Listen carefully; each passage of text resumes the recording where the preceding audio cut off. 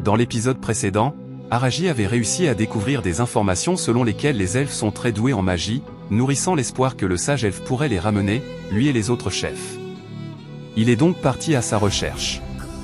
Pendant ce temps, du côté de Midou et des autres, ils ont reçu l'ordre de se rendre à la frontière pour combattre l'armée démoniaque, ce qui a laissé Kanzaki triste d'être loin de son tendre assassin. Que va-t-il se passer? Nos héros trouveront-ils l'elfe? Le roi démon prendra-t-il Kanzaki en otage et forcera-t-il Araji à venir la sauver? Tout cela, vous allez le découvrir dans cet épisode. Le lendemain, nos héros ainsi qu'un groupe de soldats de la sainteté partent en direction du fort pour protéger le monde d'une attaque de démons marchant au milieu d'une forêt. Bakugo, avec son air habituel, n'est pas vraiment de bonne humeur.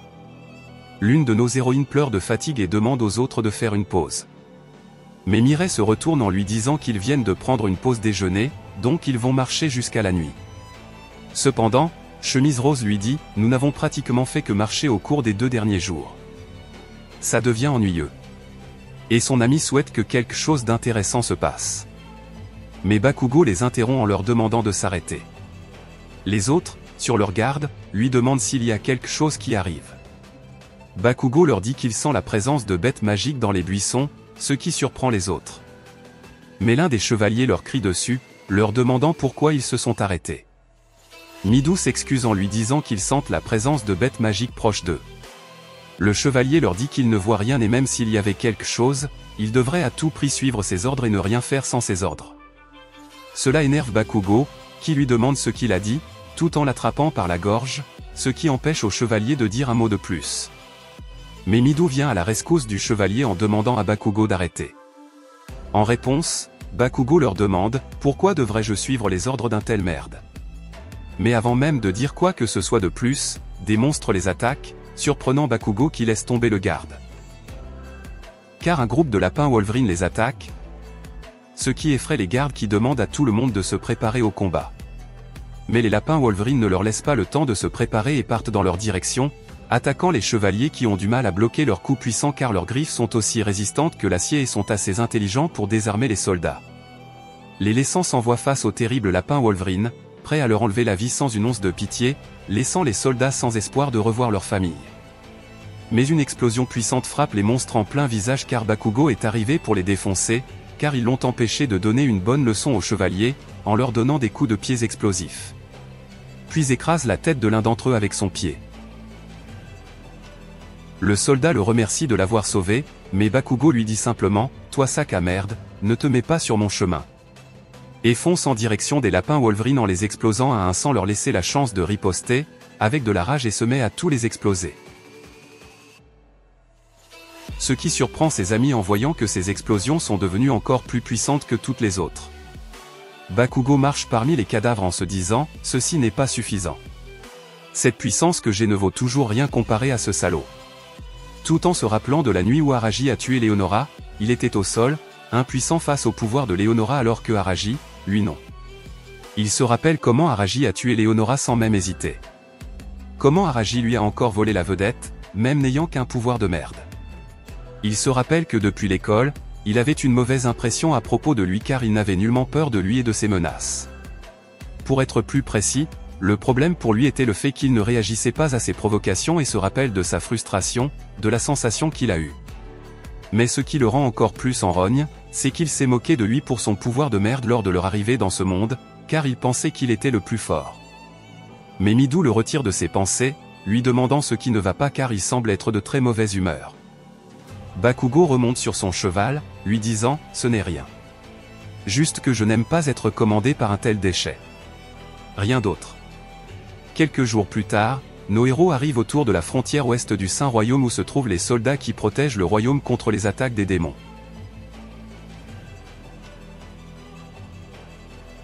La capitaine Amelia, du 4e corps des chevaliers, leur souhaite la bienvenue, se présente comme la capitaine et leur dit son nom, ajoutant qu'elle ne sera pas longue et ira droit au but. Le capitaine Heinrich lui demande où est le précédent capitaine, mais elle lui dit simplement qu'il est mort il y a une semaine, laissant nos héros sans voix. Amelia leur dit qu'elle leur laissera d'abord se reposer avant de leur donner quoi que ce soit à faire, mais avant même de finir de parler, les cloches sonnent, surprenant tout le monde, et 2 soldats courent en disant que l'armée des démons arrive. La capitaine Amélia dit au héros, comme vous l'avez entendu, je suppose que vous n'aurez pas le temps de vous reposer. Je compte sur vous tous. Midou lui dit qu'il comprend, puis se retourne en direction de ses camarades en leur disant, tout le monde, préparez-vous pour la bataille. Bakugo leur dit, allez-y, lancez-vous. Les soldats sonnent la cloche de toute leur force en voyant l'armée des démons s'approcher d'eux à toute vitesse, prête à les détruire vivants. Une armée de plusieurs milliers de démons,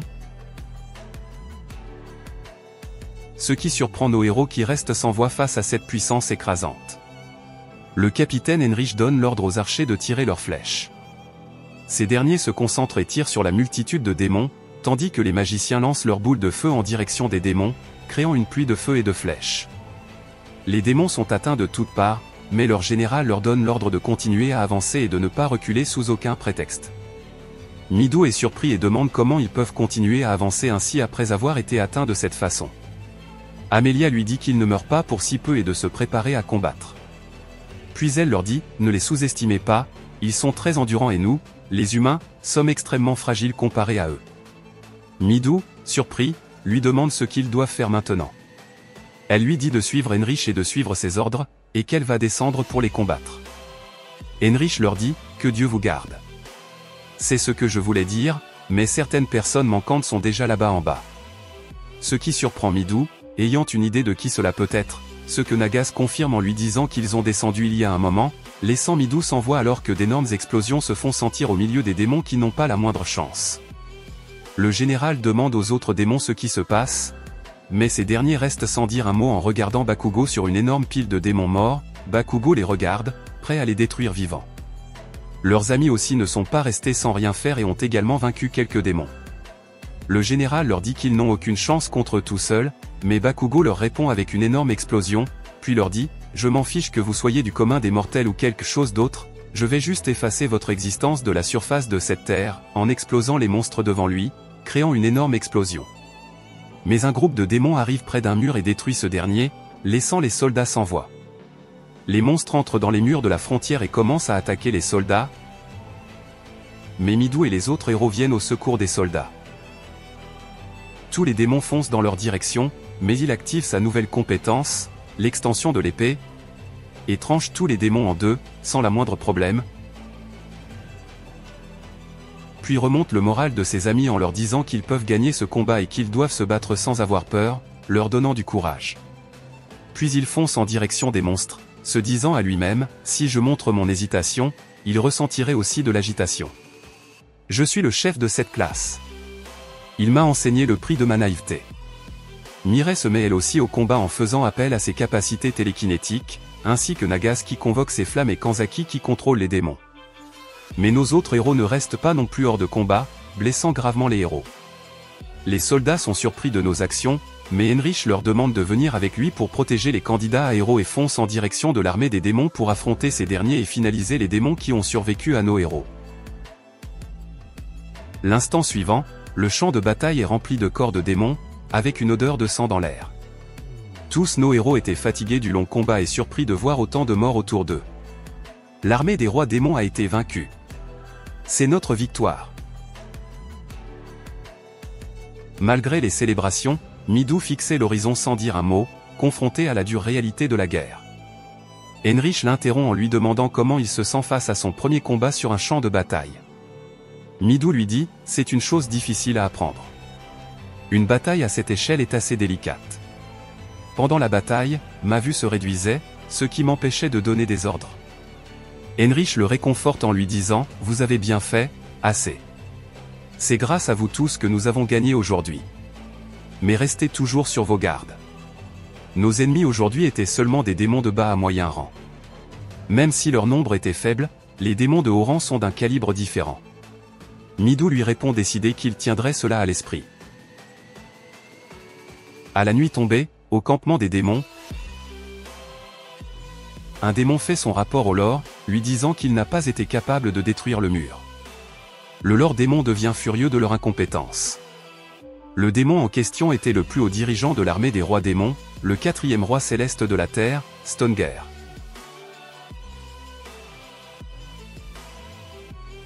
De son côté, Ariji continue son long voyage pour trouver l'elfe et un moyen de retourner chez eux, tout en se disant qu'il va bientôt quitter la forêt. Mais il ressent quelque chose venir dans sa direction. En regardant, il voit plusieurs langues visqueuses venir dans sa direction. Il arrive à les esquiver, mais se demande s'il s'agit de véritables menaces. En observant l'origine des langues, il voit qu'il s'agit de monstres de type babouin, prêts à l'attaquer.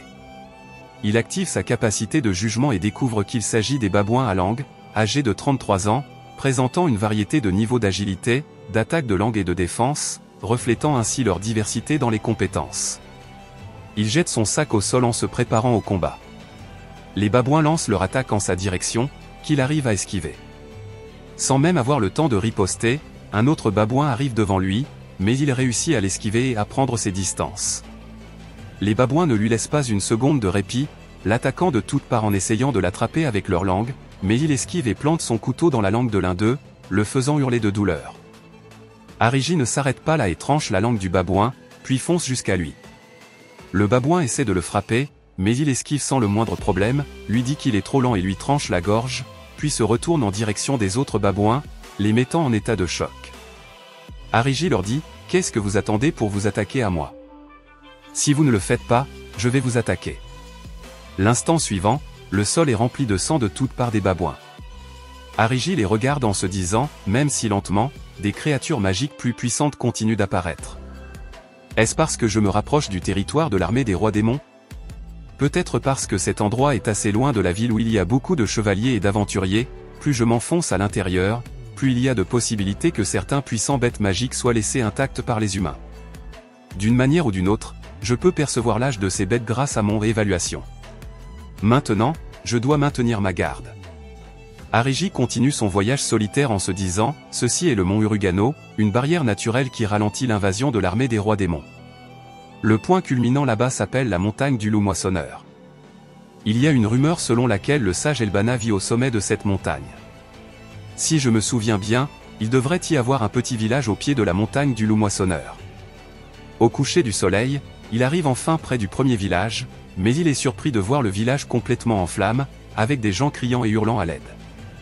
Il court dans leur direction pour savoir ce qui se passe, se demandant s'ils sont attaqués par l'armée du roi démon. Alors qu'à l'intérieur de la ville les flammes sont intenses et la fumée empêche de respirer, les démons attaquent les gens sans la moindre pitié, ne voulant laisser aucun être humain vivant dans le village. Ariji les regarde en se disant, cet endroit est censé être assez éloigné de la ligne de front. Je devrais être plus prudent à l'avenir. L'un des démons demande à l'autre ce qu'il compte faire après avoir tué tous les survivants. L'autre lui répond que tant qu'ils massacreront tout, cela lui convient. Mais l'un des démons supérieurs leur dit, arrêtons-nous ici. Nous pourrions asservir les humains. Sinon, avez-vous obtenu des informations concernant Elbana? L'un des démons lui dit que oui, et qu'il semble que le sage réside au sommet de la montagne du loup moissonneur. Le chef leur dit, alors c'est la même chose que notre service d'intelligence a trouvé? C'est agaçant, mais c'est comme ça. Puis, il regarde rapidement la montagne en leur disant, notre priorité absolue est Elbana Kéré, et également connu sous le nom de The Sage. Après avoir passé la nuit ici, nous devons escalader cette montagne. Mais l'un des démons lui dit, mais cette montagne est connue pour être le repère des loups faucheurs, n'est-ce pas? Les loups faucheurs sont réputés être indomptables. À moins de les vaincre, nous ne pouvons pas atteindre notre objectif. L'autre lui demande pourquoi, et il lui répond, contre une bête magique avec une grande intelligence, la magie de domination est pratiquement inutile, tu sais. J'ai entendu dire que les 4 rois célestes ont réussi à dompter un dragon auparavant. Mais c'est impossible pour nous. Leur chef leur dit, je ne suis pas vraiment doué en magie. Il est inutile de parler de quelque chose que nous ne possédons pas pour commencer. Le seul choix que nous avons est de vaincre cette bête magique indomptable. D'accord? Tous les démons lui répondent, oui, à l'unisson. Ariji, qui a tout vu, se dit, il semble être bien organisé sous commandement. Est-ce à cause d'un démon de haut rang? Et il regarde les informations du démon de haut rang avec sa capacité et découvre que le nom du démon est Hector Ensweiss, âgé de 25 ans, est un démon de haut rang de genre masculin, avec une agilité remarquable et une compétence en magie de domination niveau 1, ainsi qu'une maîtrise de l'épée de niveau 5. Ariji se dit, il fait partie des très rares démons de haut rang dans l'armée du roi des démons, ce serait vraiment difficile de se battre contre lui en face. Le démon sent une présence et se retourne immédiatement, mais Ariji s'est déjà caché. le démon demande aux autres de fouiller les environs car il y a quelqu'un qui les observe. Araji continue à se cacher, étonné par les capacités sensorielles du démon. Les autres continuent à le chercher un peu partout. Mais Araji continue à courir de toit en se disant, malheureusement pour eux, je suis un professionnel en matière de missions furtives et d'embuscades. En se baladant de toit en toit, il découvre que les démons ont fait des prisonniers. Il réfléchit un moment en esquivant les obstacles sur son chemin en se disant intérieurement, je suis désolé, mais il n'y a aucune raison pour moi d'aider ces villageois. Tout comme ces démons, mon objectif principal est également de rencontrer le sage. Il quitte le village sans rien faire en se disant, je dois escalader cette montagne plutôt que l'armée des rois démons. Point culminant de la montagne Urugano, zone dangereuse. Aussi connue sous le nom de montagne du loup faucheur. Après avoir escaladé la montagne, Araji s'exprime, il semble qu'il y ait un chemin d'exploration ici. Je suppose que je dois suivre la piste des bêtes sauvages. La visibilité est faible, et le sol semble instable. Même si je suis pressé, je dois avancer avec prudence. Il active son instinct d'assassin et ressent des présences autour de lui, se demandant s'il s'agit des loups dont on raconte des rumeurs. Il continue à marcher en se disant, 2. Non, 3. Leur nombre augmente. Même s'ils sont cachés pour le moment, la pression est suffocante. Mais un hurlement de loup donne le signal aux autres, et tous les loups se dirigent vers lui. Araji réussit à les esquiver en sautant sur un arbre, les observant avec surprise, ce sont les infâmes bêtes magiques de la montagne du loup faucheur. Beaucoup de personnes ont disparu sur cette montagne. Ils en sont la cause. Il active ses compétences pour analyser les statistiques des loups, les Wolfen, âgés de 20 ans, sont de genre masculin. Leurs attaques et défenses sont classées C, tandis que leur agilité et leur force sont de niveau B. Leur capacité magique est classée D, et leur statut est normal. Leur compétence en coordination est de niveau 3. Mais les loups ne comptent pas lui laisser le temps de former une stratégie. Ils foncent dans sa direction et détruisent l'arbre sur lequel il était, pour le forcer à atterrir. Araji saisit une feuille d'arbre, la renforce avec du mana, puis la lance en direction des loups, tranchant l'un d'eux en deux. Attendez une minute, ai-je sauté un chapitre ou quoi? Depuis quand notre assassin est-il devenu si puissant? Je veux qu'il tue avec son pistolet ou trouve un moyen de créer des balles, mais là, l'auteur lui a donné un pouvoir d'un coup. Donnez-moi votre avis. Il atterrit au sol, observant les loups morts à ses pieds. 2 autres loups sautent dans sa direction, mais sans le moindre effort, il parvient à frapper l'un d'eux au museau et à l'envoyer vers l'autre qui fonçait sur lui, les tuant tous les deux d'un coup. Les autres loups de la meute s'approchent de lui, reconnaissant en Araji un adversaire à leur taille. Araji est surpris de sa puissance physique après avoir renforcé sa force avec de la mana, cette puissance est extrêmement forte. Il se rappelle alors des paroles de Léonora qui leur avait dit, pour vous tous, qui comptez toujours sur la protection divine, n'ayant pas l'habitude de contrôler votre mana, vous n'êtes en quelque sorte rien d'autre que des faibles. C'est pourquoi j'ai pu tous vous contrôler. Il se dit alors, ce n'est pas aussi puissant qu'une protection divine, mais je dois devenir plus fort dans ce monde. Je dois absolument apprendre cette compétence. Tout en tranchant les loups qui s'approchent de lui, il décide de continuer à pratiquer le mana. Il fixe le chef de la meute et se ferait un chemin parmi les autres loups pour faire face directement au chef. Lui disant, j'imagine que c'est toi leur chef, n'est-ce pas? Le chef se met à grogner et avance vers lui, tandis que les autres loups ne comprennent toujours pas ce qui s'est passé en regardant l'image résiduelle de l'endroit où se trouvait Araji. Le leader des loups saute dans sa direction, mais Araji l'esquive facilement, le blessant gravement sans le moindre effort, son regard calme et froid comme d'habitude. Il se retourne pour contempler le carnage qu'il a causé, en se disant, le moment où leur chef est mort, ils se sont enfuis. C'est bien le plus fort des bêtes magiques du pacte, après tout. Il nettoie son petit couteau en se disant qu'il s'est bien entraîné. L'instant suivant, il se mit à courir parmi les loups qui fuyaient. Mais en les regardant, il découvrit quelque chose de différent et de bizarre dans leurs mouvements, ce qui le surprit, car il vit une version fantôme du loup qui courait devant le loup. Il se demanda s'il s'agissait de prédiction ou d'une vision du futur. Allons les otaku, nous allons l'appeler le haki de l'observation. Il se mit en position pour se défendre de l'attaque et peu à peu, le spectre du loup et le loup commencèrent à fusionner jusqu'à devenir un seul. Il réussit à esquiver le loup, mais sa prévision lui montra un autre spectre courant dans sa direction, et il pointa son couteau vers la bouche du loup. Une fois que le loup apparut, il le trancha facilement en deux. Avec ses yeux rouges, il regarda les loups en se disant que c'était bien et qu'il pouvait voir une seconde dans le futur. Mais les loups moururent de peur, car ils ne voulaient pas devenir des sacs d'entraînement. Araji leur dit, n'osez pas vous enfuir. Rejoignez mon entraînement un peu plus longtemps, tout en s'approchant d'eux avec son aura terrifiante.